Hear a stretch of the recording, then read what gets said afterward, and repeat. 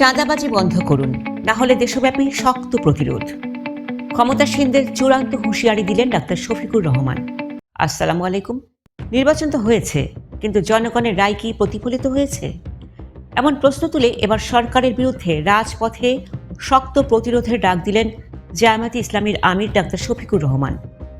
আজ মিরপুরে আয়োজিত এক ইফতার মাহফিলে তিনি দাবি করেছেন, 12 ফেব্রুয়ারি নির্বাচনে জয়ী হয়েছে তরুণ সমাজ, কিন্তু ইলেকশন ইঞ্জিনিয়ারিংয়ের মাধ্যমে ফলাফল পাল্টে দেওয়া হয়েছে। শুধু তাই নয়, দেশব্যাপী চলমান চাঁদাবাজি নিয়ে তিনি যে কঠোর হুঁশিয়ারি দিয়েছেন, তাকে নতুন কোনো গণ আন্দোলনের ইঙ্গিত। বিস্তারিত প্রতিবেদনে। আজ বুধবার কাফরুল উত্তর ও দক্ষিণ থানার উদ্যোগে আয়োজিত ইফতার মাহফিলে প্রধান অতিথির বক্তব্যে ডাক্তার শফিকুর রহমান বলেন, দেশের মানুষ পরিবর্তনের পক্ষে রায় দিয়েছিল, কিন্তু কৌশলে সেই ফলাফল ছিনিয়ে নেওয়া হয়েছে। তিনি শপথ করে বলেন, আগামী নির্বাচনে প্রতিটি ঘাটে শক্ত পাহারা দেব এবং জীবনের বিনিময়ে হলেও মানুষের ভোটের অধিকার রক্ষা করব।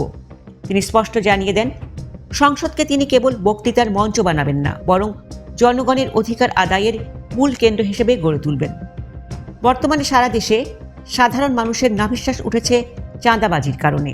এই ইস্যুতে সরকারকে সরাসরি টার্গেট করে জামায়াত আমির বলেন, অবিলম্বে চাঁদাবাজি বন্ধ করুন, তা না হলে দেশের মানুষকে সঙ্গে নিয়ে আমরা শক্ত প্রতিরোধ গড়ে তুলব। তার এই বক্তব্য থেকে পরিষ্কার যে জামায়াত কেবল সংসদও নয়, বরং রাজপথেও একটি শক্তিশালী বিরোধী দলের ভূমিকা পালনে প্রস্তুত। তিনি ঢাকা 15 আসনকে একটি মডেল আসন হিসেবে গড়ে তোলার প্রতিশ্রুতিও পুনর্ব্যক্ত করেন। ডাক্তার শফিকুর রহমান আরও বলেন, 54 বছরে জাতি অনেক আদর্শ দেখেছে, কিন্তু ইসলামী আদর্শের শাসন এখনও দেখা যায়নি। তিনি জামায়াতের আদর্শিক অবস্থানের কথা মনে করিয়ে দিয়ে বলেন, তারা ট্যাক্স মুক্ত গাড়ি কিংবা সরকারি প্লট নেবেন না। এছাড়া প্রবাসীদের মৃতদেহ রাষ্ট্রীয় সম্মানের সাথে দেশে আনার যে প্রতিশ্রুতি জামায়াত দিয়েছিল, তা সরকার অনুসরণ করায় তিনি কর্তৃপক্ষকে ধন্যবাদও জানান। দর্শক, জামায়াত আমিরের এই শক্ত প্রতিরোধের ঘোষণা কি দেশের চাঁদাবাজি বন্ধ করতে পারবে? আপনার কি মনে হয় ইলেকশন ইঞ্জিনিয়ারিংয়ের যে অভিযোগ তিনি তুলেছেন, তা কি সত্য? আপনার মতামত আমাদের কমেন্টে জানান। বিরোধী দলের এমন সাহসী ও সোচ্চার খবর সবার আগে পেতে আমাদের ভিডিওটি শেয়ার করুন এবং আমাদের চ্যানেলটি সাবস্ক্রাইব করে পাশে থাকুন। ধন্যবাদ।